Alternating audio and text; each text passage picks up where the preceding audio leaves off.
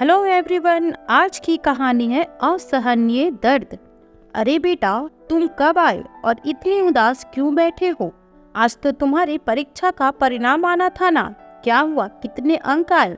रामावती जी ने हैरानी जताते हुए अपने बेटे यशवंत की उदासी का कारण पूछा। तो यशवंत ने निराश होकर मुंह बनाते हुए कहा, माँ, मैंने फर्स्ट डिवीजन से परीक्षा पास की है। अरे यह तो खुशी की बात है ना। बेटे की बात सुनकर माँ ने चहकते हुए कहा, नहीं माँ, वह बात यह है कि मेरे दोनों दोस्त आगे की पढ़ाई के लिए विदेश जा रहे हैं। और माँ, मुझे भी। कहते कहते यशवंत चुप हो गया। अच्छी तरह जानता था अपनी माँ को और अपने घर की आर्थिक स्थिति को। बेटे की बात सुनते ही माँ का चेहरा अचानक उतर गया। फिर यशवंत बोला, लेकिन माँ, अगर मैंने वहाँ से इंजीनियरिंग की डिग्री हासिल कर ली तो मेरी लाइफ सेट हो जाएगी और हमारी सारी परेशानियां दूर हो जाएंगी। यशवंत ने उत्साहपूर्वक अपनी मां को आश्वासन देना चाहा।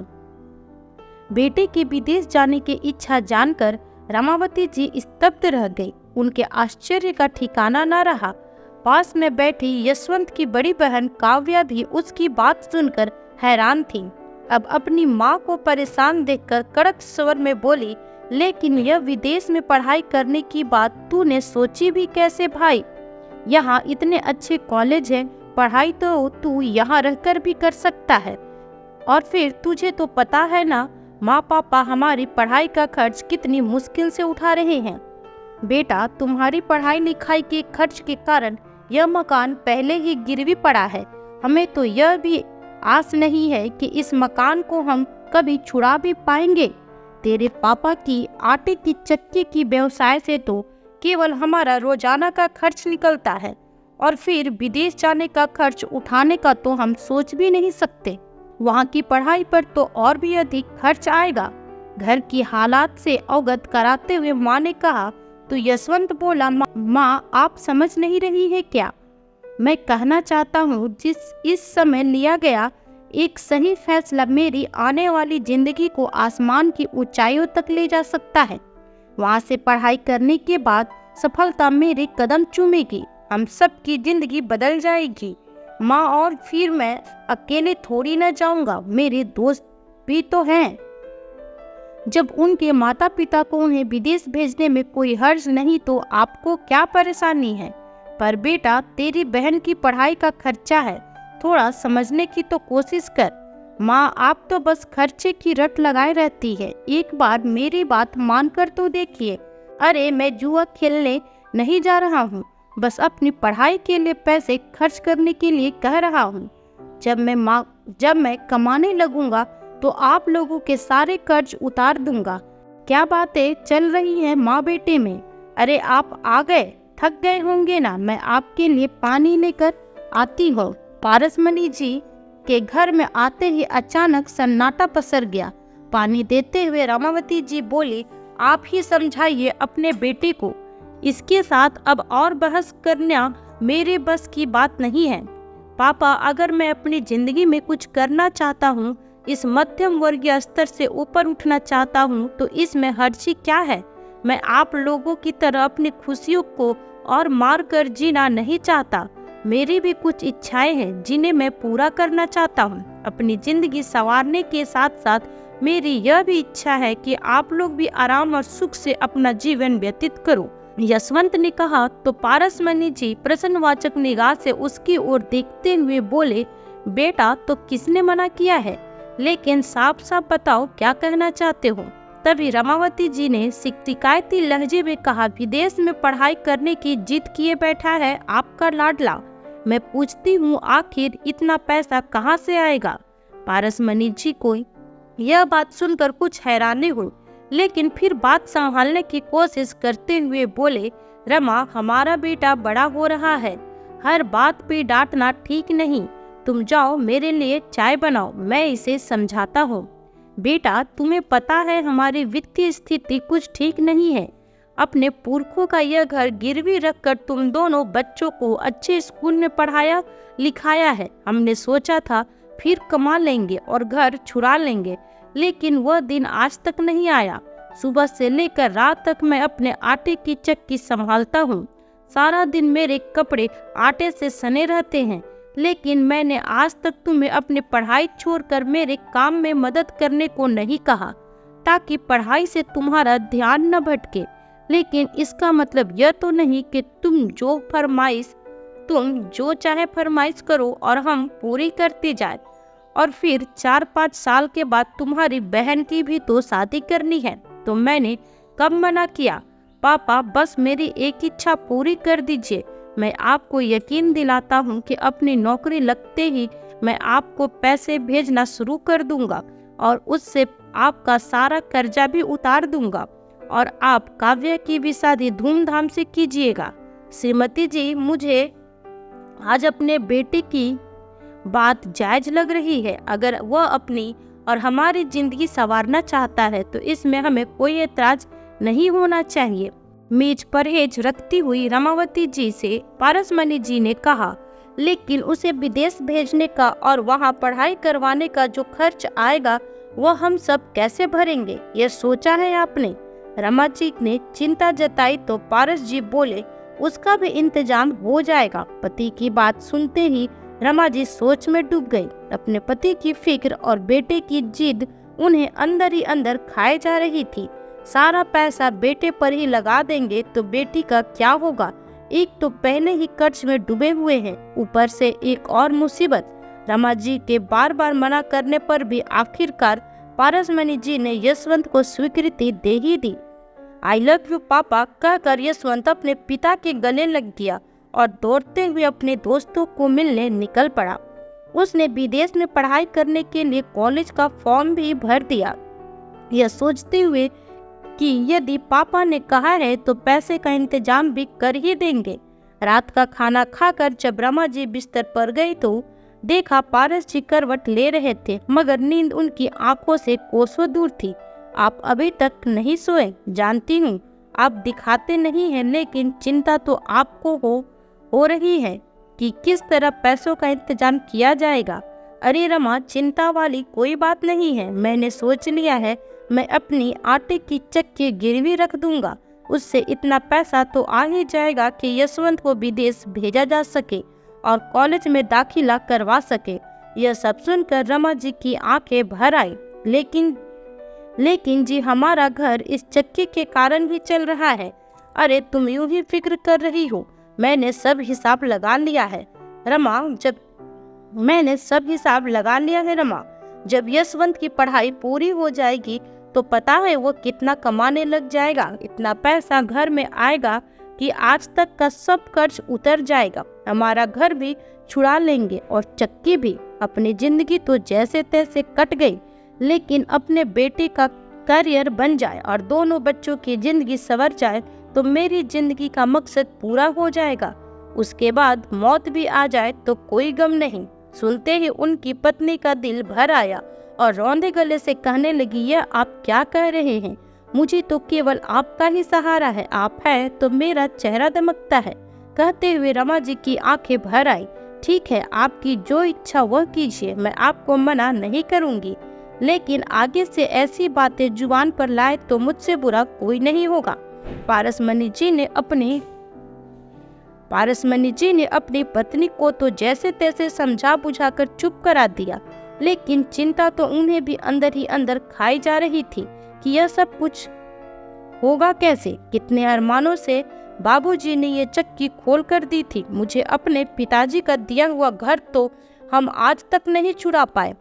अगर चक्की भी गिरवी रख दी गई तो महीने का ब्याज चुकाना मुश्किल हो जाएगा।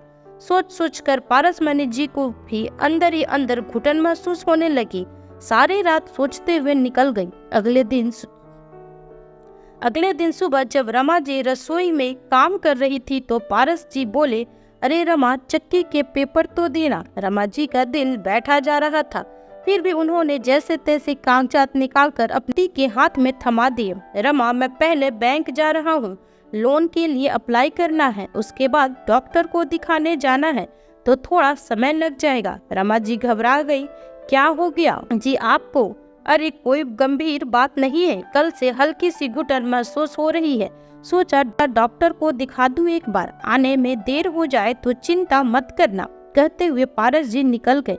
रमा जी अपने पति को सवालिया नजरों से देखती रह गई। उनके चेहरे पर चिंता की लकीरें साफ देख पा रही थी, लेकिन कुछ भी कर पाने में असमर्थ थी। शाम को पारस जी थके हुए से घर लौटे। क्या हुआ, क्या कहा डॉक्टर ने? रमा जी ने पूछा तो पारस जी कहने लगे, अरे कुछ नहीं, उल्टा सीधा कुछ खा लिया था जिसके कारण एसिडिटी हो गई थी। डॉक्टर ने दवाई दी है, अब मैं ठीक महसूस कर रहा हूँ, तुम चिंता मत करो। दरअसल पारस जी को दिल की बीमारी हो चुकी थी और डॉक्टर ने उन्हें हार्ट सर्जरी करवाने की सलाह दी, लेकिन पैसे की कमी की वजह से हार्ट सर्जरी करवाना अभी संभव नहीं था। पत्नी और बच्चे चिंता करेंगे यह सोचकर घर पर भी किसी को कुछ नहीं बताया। दिन बीतने लगे। आखिर वह दिन भी आ गया जब यशवंत को विदेश भेजने की सारी तैयारियां हो गई। बैंक से लोन लेने की स्वीकृति मिल गई। उसके विदेश जाने के लिए टिकट बनवा दिए गए। ऊपर से कुछ पैसे यशवंत के बैंक अकाउंट में भी जमा करवा दिए गए। भीगी आंखों से रमा जी और पारस जी ने अपने बेटे को खुद से मीलों दूर भेज दिया। रमा जी और पारस जी की आंखें उस हवाई जहाज को दूर तक देखती रही जिसमें यशवंत बैठा था। हमारा बेटा हमसे दूर चला गया जी, बहुत दूर। कहते हुए रमा जी अपनी आंखों के आंसुओं को रोकने की असफल कोशिश कर ही रही थी। पारस जी भी भाव विभोर होते हुए अतीत की यादों में खो गए। अभी कल ही का दिन लगता है जब यशवंत का जन्म हुआ था। हमारे आंगन में यशवंत की किलकारियां गूंज रही थी। कितने लाड प्यार से बड़ा किया था हमने उसे। माँ पापा चला गया है आपका लाडला बेटा, यहाँ खड़ा होने का अब कोई फायदा नहीं। काव्या की बातें सुनकर उन दोनों को जैसे झटका सा लगा और वापस वर्तमान में आ गए। बस 3 साल की ही तो बात है, वो तो यूं ही निकल जाएगा। काव्या ने अपने माता पिता की आंसू से भरी आंखों को देखते हुए उन्हें दिलासा देने की कोशिश की। कुछ ही दिनों के बाद फोन की घंटी बजी।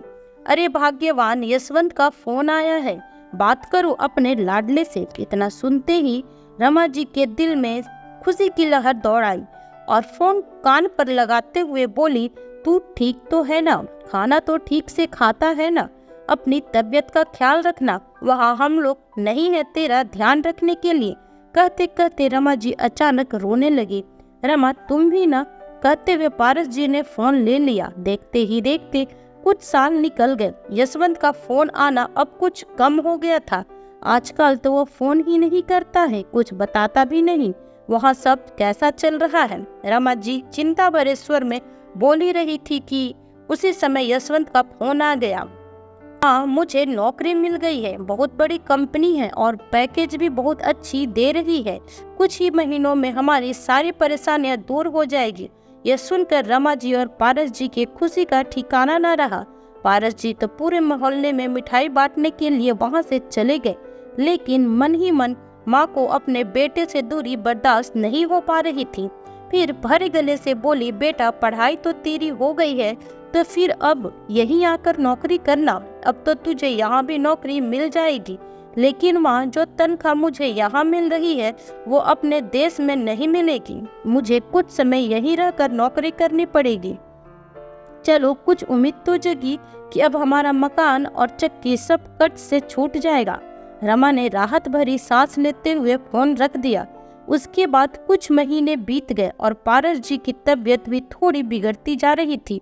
डॉक्टर को दिखाया तो डॉक्टर ने तुरंत सर्जरी कराने की सलाह दी, लेकिन पारसमणि जी ने यह सोचकर सर्जरी को भी टाल दिया कि जब बेटा पैसा भेजेगा तब कुछ सोचेंगे। लेकिन यशवंत का तो फोन ही नहीं आया। अरे रमा, तुम्हारे बेटे को फोन मिलाना तो कितने दिन हो गए, अब तो फोन भी नहीं आता उसका।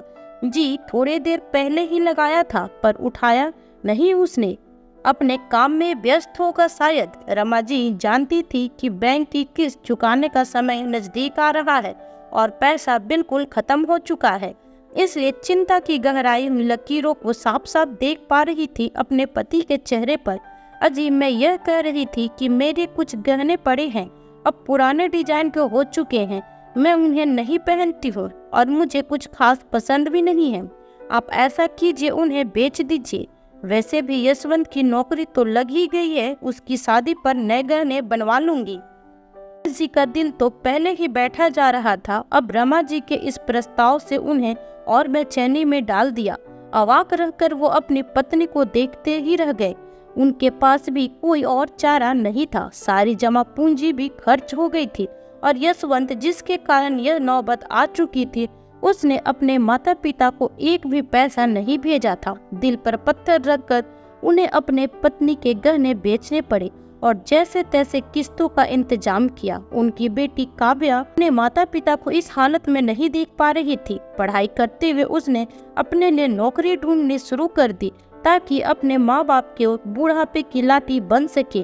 प्रतिभाशाली काव्या को जल्द ही एक कंपनी में नौकरी मिल गई। परिवार की हालत को थोड़ा संभाला जा सका। फिर एक दिन फोन की घंटी बजी। देखा तो यशवंत का फोन था। उसने सबको वीडियो कॉल पर आने को कहा। रमा जी ने अपनी बेटी और पारस जी को तुरंत बुलाया। सुनते हो, यशवंत का फोन है, वीडियो कॉल पर बुला रहा है, जल्दी आइए। खुशी खुशी सब लोग एक साथ फोन के सामने बैठ गए। काव्या ने जैसे ही वीडियो कॉल लगाई तो देखा सामने यशवंत एक लड़की के साथ बैठा था। आश्चर्यपूर्ण हंसी हंसते हुए रमा जी ने पूछा, बेटा यह तुम्हारे साथ कौन है? यह आपकी बहू है माँ, मैंने यहाँ शादी कर ली है। इतना सुनने की देर थी कि पारसमणि जी का सीना कांप उठा, पैरों तले जमीन खिसक गई।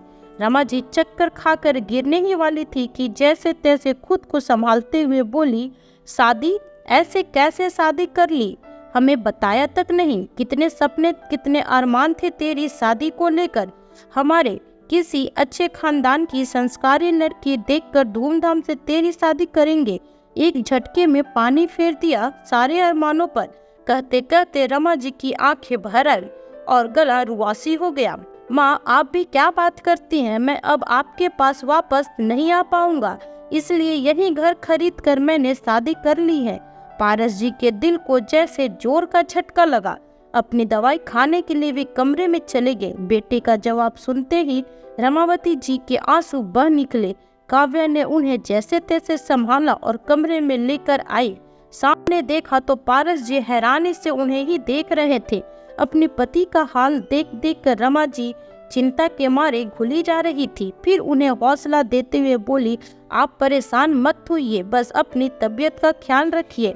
आप सुन रहे ना मैं क्या कह रही हूँ? पारस जी तो बस एकटक उन्हें ही निहार रहे थे।